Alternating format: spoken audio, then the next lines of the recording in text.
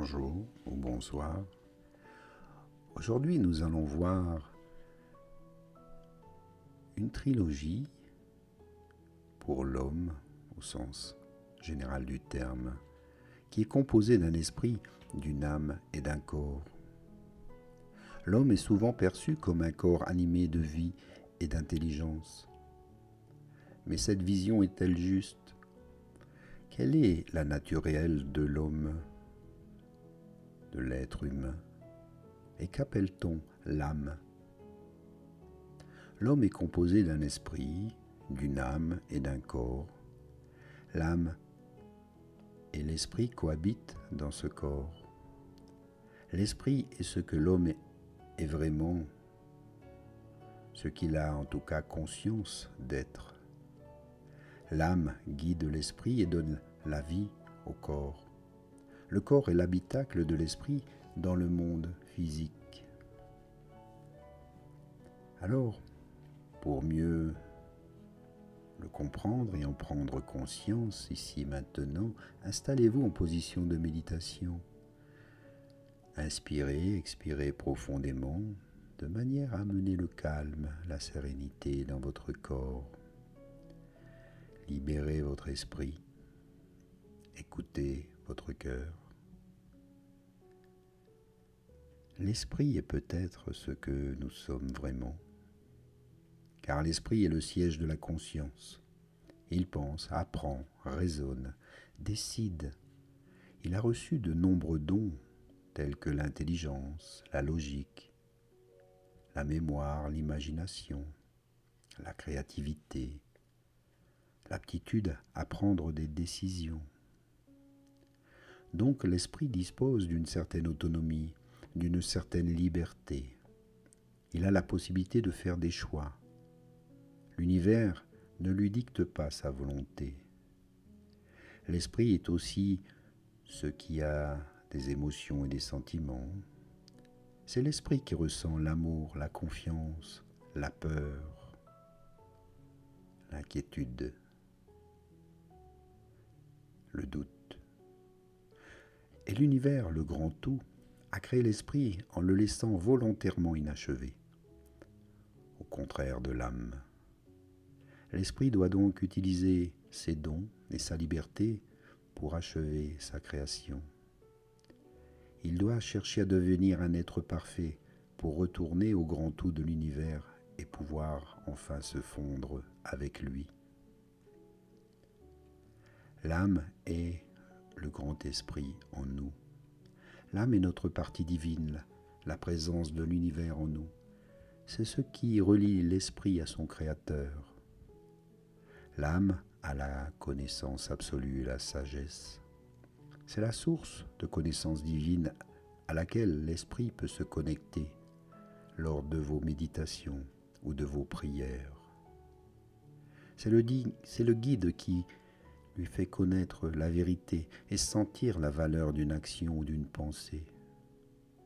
C'est en quelque sorte un maître spirituel. L'âme est aussi la vie. C'est l'énergie qui maintient le corps en vie. C'est ce qui fait que les organes fonctionnent de manière autonome. C'est ce qui coordonne les fonctions organiques dans un ensemble cohérent. C'est aussi ce qui les répare en cas de perturbations telles que les maladies, les blessures. Utilisez l'homéostasie pour réparer votre corps. C'est simplement faire un acte de repos, prendre soin de soi et se laisser en paix. Et si l'âme quitte le corps, nous mourrons. De même, la vie se manifeste au moment où l'âme intègre la matière, avant que l'esprit ne s'y incarne. Chez un homme, l'âme est une sorte d'intermédiaire, de médiateur, entre l'esprit et le corps. L'esprit est immatériel et le corps est matériel. L'âme permet à l'esprit de pouvoir être relié à un corps physique, de l'habiter et même de l'utiliser. Le corps est l'habitacle de l'esprit dans le monde physique. L'esprit habite le corps Il est un peu comme dans une maison, l'esprit le plus souvent intégré au corps, mais lui est possible d'en sortir, parfois, momentanément, dans certains cas. Le corps est aussi le véhicule de l'esprit dans le monde physique. En effet, c'est en se déplaçant avec le corps que l'esprit peut se déplacer dans le monde matériel et terrestre. Le corps est la protection de l'esprit, car l'esprit n'est pas d'une nature adaptée au monde physique. Il lui faut donc une sorte de vêtement spécial, comme il en faut quand on va à tel ou tel endroit, mettre le masque, l'apparence, être dans ce monde et se fondre dans celui-ci. Le corps est aussi ce qui relie l'esprit au monde extérieur.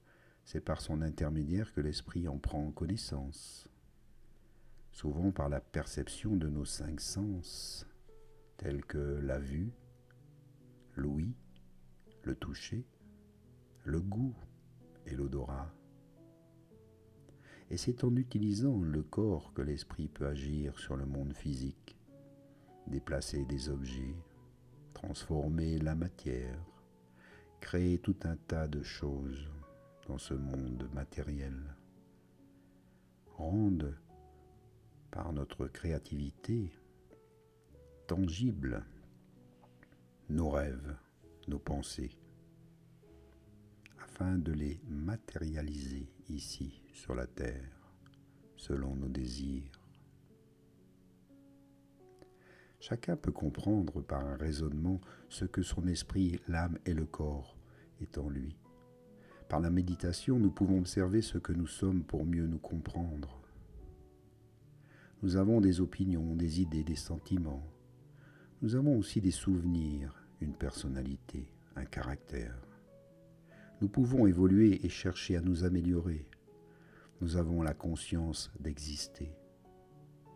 Cet être conscient, c'est ce qu'on appelle l'esprit. Notre corps peut se transformer.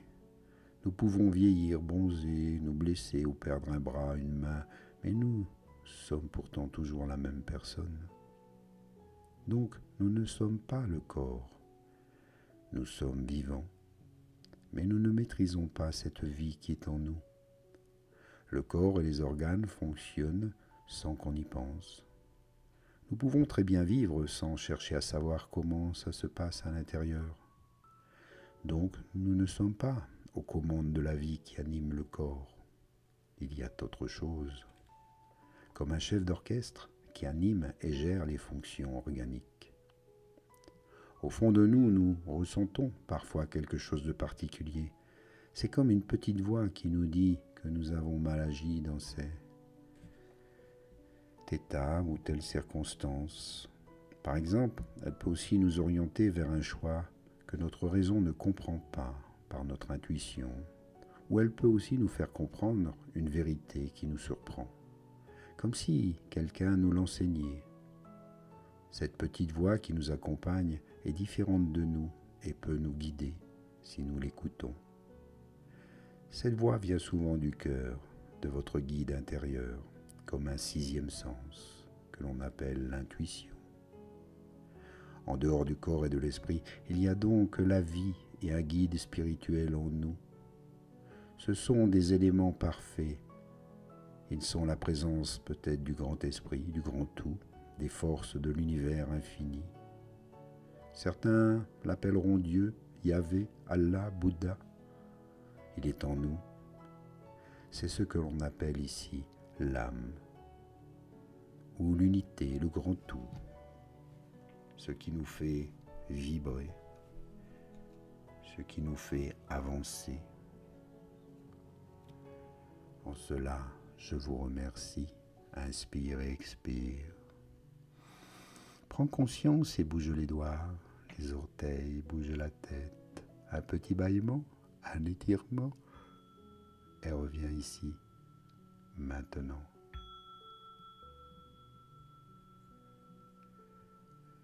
Merci à vous pour ce beau moment de méditation. Prenez soin de vous. Namasté. À bientôt.